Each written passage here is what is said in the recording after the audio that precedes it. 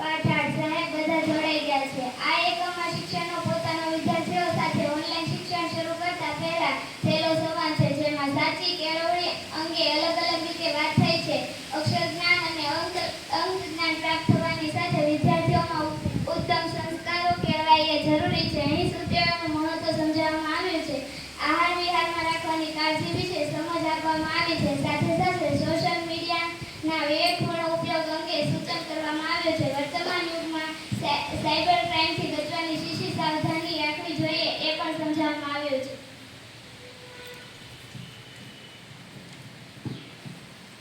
ચાલો ભાઈ ફટાફટ જોડાઈ જાઓ. મનન બેટા મજામાં? હા સર, હું મજામાં છું. તમે કેમ છો? અને સર, વિવાન કદાચ આજે નહીં જોડાય. કેમ? એ કેમ તો કે દવાખાને જવાનું છે. ઓહ, બીમાર પડ્યો છે. અરે વિમાન, તું તો દવાખાને જવાનો હતો.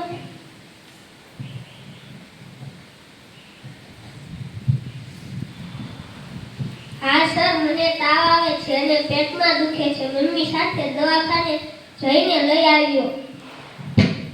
અચ્છા બે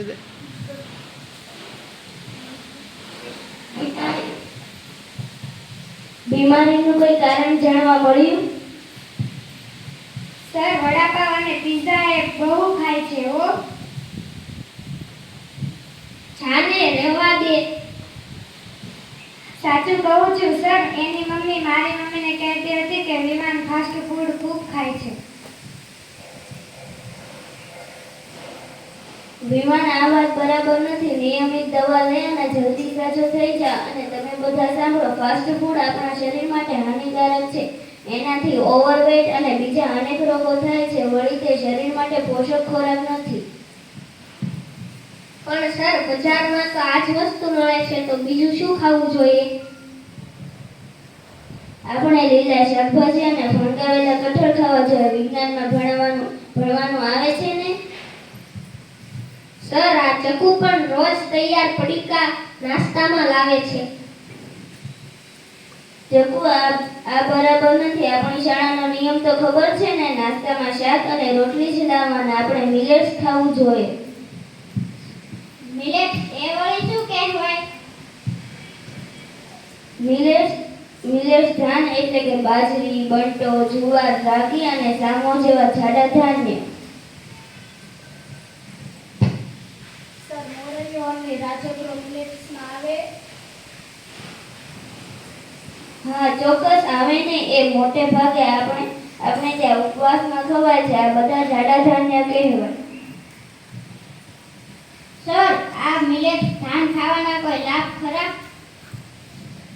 અરે, લાભનું તો પૂછો જ માં. આપણા શરીરને અનેક લાભ થાય છે. ડાયાબિટીસ મટે છે. ઓવરવેટ હોય કે ઓબેસિટીનો પ્રોબ્લેમ હોય તો તેમાં રાહત મળે છે. મિલેટ્સ ખાવાથી પૂરતા પ્રમાણમાં શરીરને ફાઇબર મળી રહે છે. ફાઇબર પાચન ક્રિયા માટે અતિ ઉપયોગી ઘટક છે. હૃદય સ્વસ્થ રહે છે અને બ્લડ પ્રેશરને કંટ્રોલમાં રાખે છે. તેથી જ મિલેટ્સ ન્યુટ્રિશનને ચમત્કારી અનાજ પણ કહેવામાં આવે છે.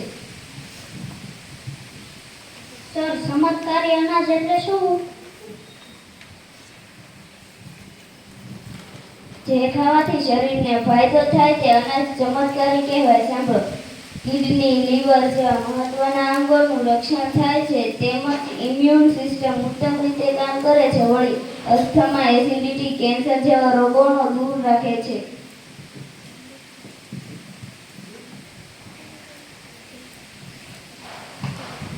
ઓહો, આટલા બધા ફાયદો થાય છે ત્યારે તો ચમત્કારી અનાજ કહેવાય.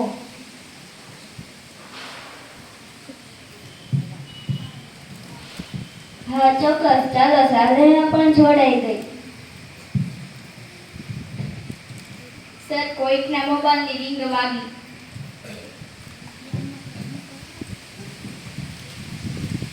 હા, સારું યાદ આવ્યું. ભાઈ રાજેશ, તારી મમ્મી ફરિયાદ કરતી હતી કે તું મોબાઈલમાં બહુ ગેમ રમે છે અને મોબાઈલમાં સમય વેડફાતો હોવાને કારણે હોમવર્ક લખવાનું બાકી રહી જાય છે.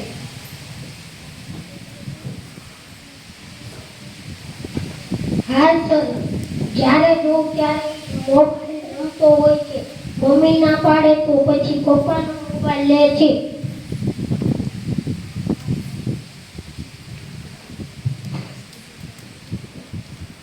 બસ બસ હવે હસવાનું બંધ કરો. માત્ર રાજેશ નહીં, તમે બધા જ મોબાઈલમાં ગેમ રમો છો. મને બધી ખબર છે. તમે જાણો છો ઘણીવાર કેટલાક સાયબર અપરાધીઓ અવનવી યુક્તિ પ્રયુક્તિ વિડીયો બનાવીને વાયરલ કરી દેવાની ધમકી આપતા હોય છે. આવી સ્થિતિમાં 1930 નંબર ઉપર ફોન કરી સાયબર ક્રાઇમ બ્રાન્ચમાં ફરિયાદ નોંધાવવી જોઈએ.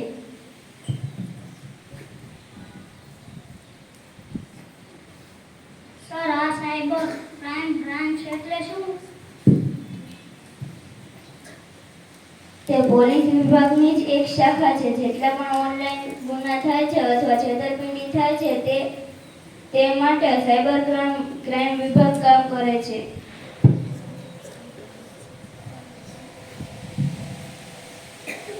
અરે સર, મને યાદ આવ્યું, મારા પાડોશમાં રહેતું નિવૃત્ત બહેન પર ફોન આવ્યો કે તમારા મોબાઈલમાં ઓટીપી આવ્યો છે, તેમાં આપો નહીં તો તમારું બેંક ખાતું બંધ થઈ જશે. અને તરત જ ઓટીપી 19 પાસવર્ડ નંબર આપી દીધો. ગણતરીની મિનિટોમાં જ તેના બેંક એકાઉન્ટમાં 50,000 રૂપિયા ઉપડી ગયા. બોલો. હા, તારી વાત સાચી છે. આવા બનાવો બનતા રહે છે. આપણે સાવચેતી રાખવાની જરૂર છે. કોઈ પણ સંજોગોમાં કોઈને પણ ઓટીપી આપવો નહીં કે બેંકનો એકાઉન્ટ નંબર પણ આપવો નહીં. આરબીઆઈ કહે છે તમે તેમ સતર્ક બનો, જાણકાર બનો. બહુ સરસ. હવે મને પ્રોમિસ આપો કે ગેમ રમવાની તો સદંતર બંધ. મોબાઈલનો ઉપયોગ જરૂર પૂરતો અને વિવેકપૂર્વક કરવામાં આવે તો ઘણો અસરકારક બની શકે છે. અતિ સર્વત્ર વજ્જર એતમ એ મુજબ કોઈ પણ વસ્તુ અતિરેક નાશનું મૂળ છે. આપણી જ શાળામાં પહેલા ભણતો એક હોશિયાર વિદ્યાર્થી મુના મોબાઈલમાં ખૂબ ગેમ રમતો થઈ ગયો, જેથી તેનું રિઝલ્ટ ખૂબ જ નબળું આવે અને પછી એ રડવા માંડેલો. ત્યારે સૌએ કહેલું, અબ પછતાએ હોત ક્યાં જબ ચીડિયા ચૂક ગઈ ખેત. એટલે ભણવામાં ધ્યાન આપો ભાઈ. મોબાઈલ, ટીવી અને કમ્પ્યુટરનો ખૂબ પૂરતો જ ઉપયોગ કરો.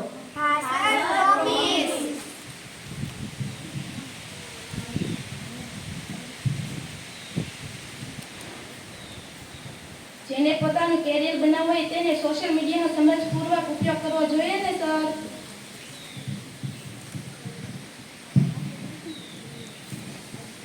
હા બરાબર. જુઓ, અમે ગઈકાલે અમારા રિલેટિવને ત્યાં બેસવા ગયેલા. એમના બે બાળકોના નાના બાળકનું તોફાન અમે જોયું. ઘટના એમ બની કે એની મમ્મીએ બાળકને કહ્યું કે મહેમાન આવ્યા છે તો તું તેમની પીવા માટે પાણી લઈ આવ. એ મોબાઈલમાં ચેટિંગ કરતો હતો એટલે પહેલા તો એને સાંભળ્યું જ નહીં. મમ્મી જોરથી બોલી એટલે એણે ખીજાઈને મમ્મીને ના પાડી દીધી, જેથી એના પપ્પા એના પર ગુસ્સે થયા તો એ મોબાઈલ લઈને અંદરના રૂમમાં જતો રહ્યો. હવે બોલો, આ બાળકની જગ્યાએ જો તમે હોત તો તમે શું કરત? સર, હું મોબાઈલ બાજુમાં મૂકીને મમ્મીનું કહ્યું માનત એટલે કે મહેમાનો માટે પાણી લઈ આવો.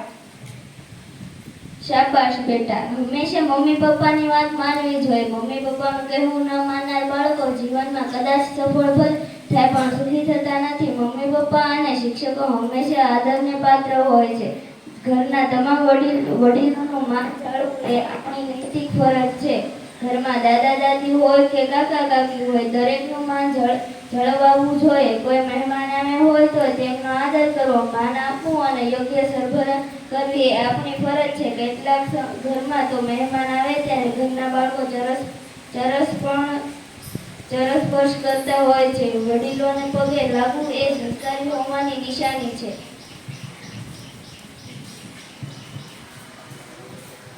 સર, હું એમ જ કરું છું.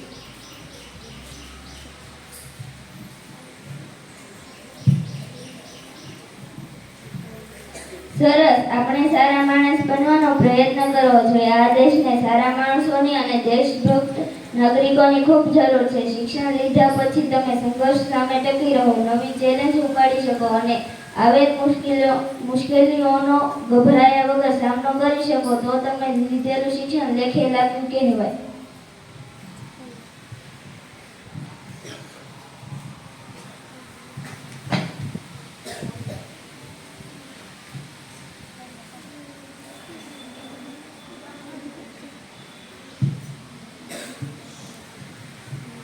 હું મોડી પડી ગઈ છું, સોરી સર.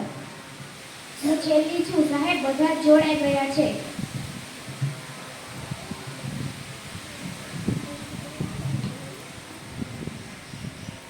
રંજન, તું થોડીક જ મોડી છે. બધા જોડાય ત્યાં સુધી અમે કેટલીક ઉપયોગી વાતો કરી. ચાલો હવે આપણે આજના એકમની ચર્ચા શરૂ કરીએ.